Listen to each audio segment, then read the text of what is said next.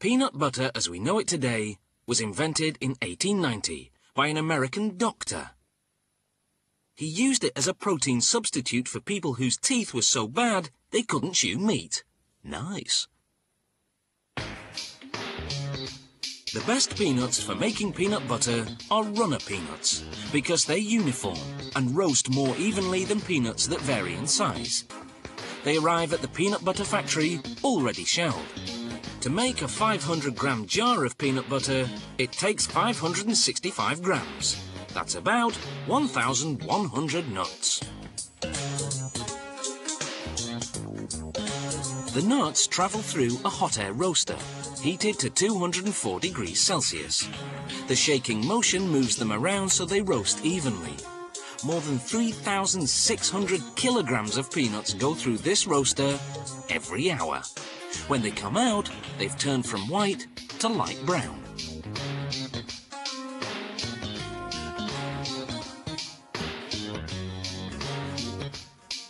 Next, they're fast-cooled at room temperature, using suction fans that circulate air quickly. This rapid cooling process is critical. It halts the cooking and prevents the peanuts from losing too much oil.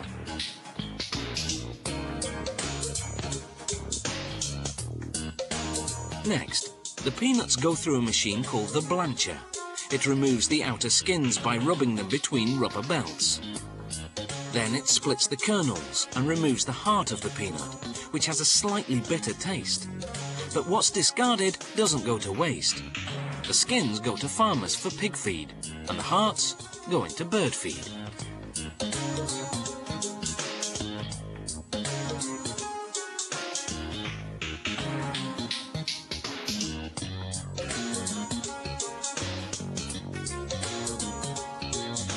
The peanuts land in a big stainless steel container.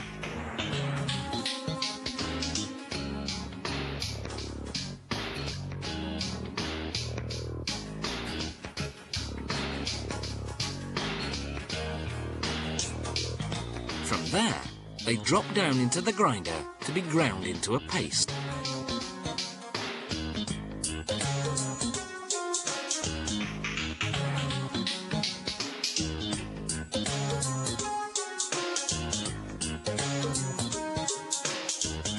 At this point, the other ingredients go in: salt, sugar, and a small amount of hydrogenated vegetable oil, which acts as a stabilizer to keep the peanut oil from separating and floating to the top of the jar. Peanut butter contains no artificial coloring or artificial sweeteners. It has no preservatives either, yet doesn't need to be refrigerated. The peanut butter is finally ready. The mixing has heated the paste to 60 degrees Celsius, so goes through a cooling system to bring it down to 38 degrees. Now, it can go into jars. Peanut butter is a healthy, protein-rich food with plenty of vitamins, minerals, and fibre. It has no cholesterol, but it does contain fat. The good news is that more than 80% of that fat is unsaturated. In other words, good fat that may actually help lower certain cholesterol levels in the blood. The bad news is that the rest of the fat content is trans fat, or bad fat.